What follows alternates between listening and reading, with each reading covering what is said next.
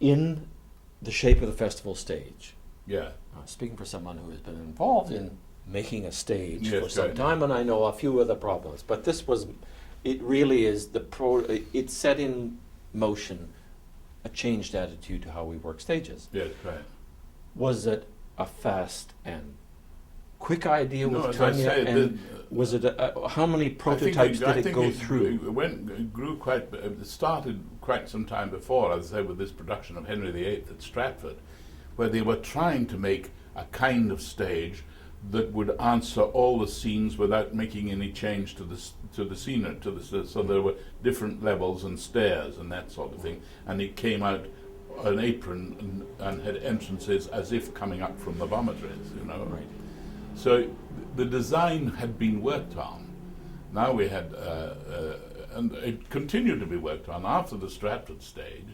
Guthrie thought the mistake we made was to make it symmetrical. So when we went to Minneapolis, we made it asymmetrical. Right.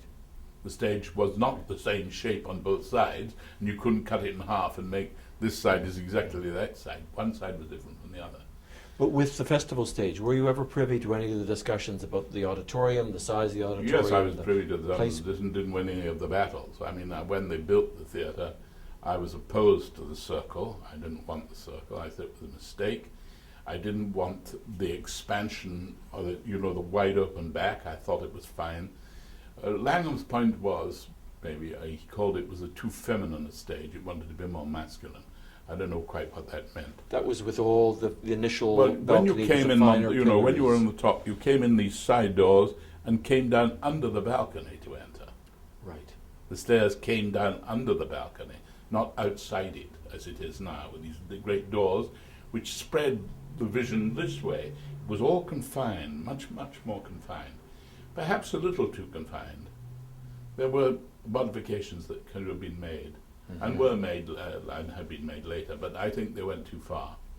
But also, I think the building of the building, we can't play in the house like we used to when we were in the tent.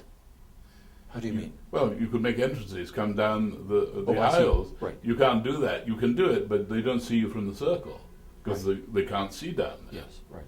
So that we lost one of the great capacities of that sort of non-proscenium arch theatre by building a circle. Do you know why they built the balcony? Yeah, to get more seats. So it was a straight financial decision? I think from Guthrie's point of view, it was a straight. I think from Langham's point of view, he, being a bit of a traditionalist, he wanted to feel it was like a theatre, and you have to have a balcony in a theatre. Right. But I think from Guthrie's point of view, it all had to do with finance. Right. He wanted more seats, and he would squeeze more people in. He didn't care how uncomfortable they were, simply to keep the price of the seats down, which didn't work, did it? Shall we see what the ticket price is now? Yeah, don't want to talk about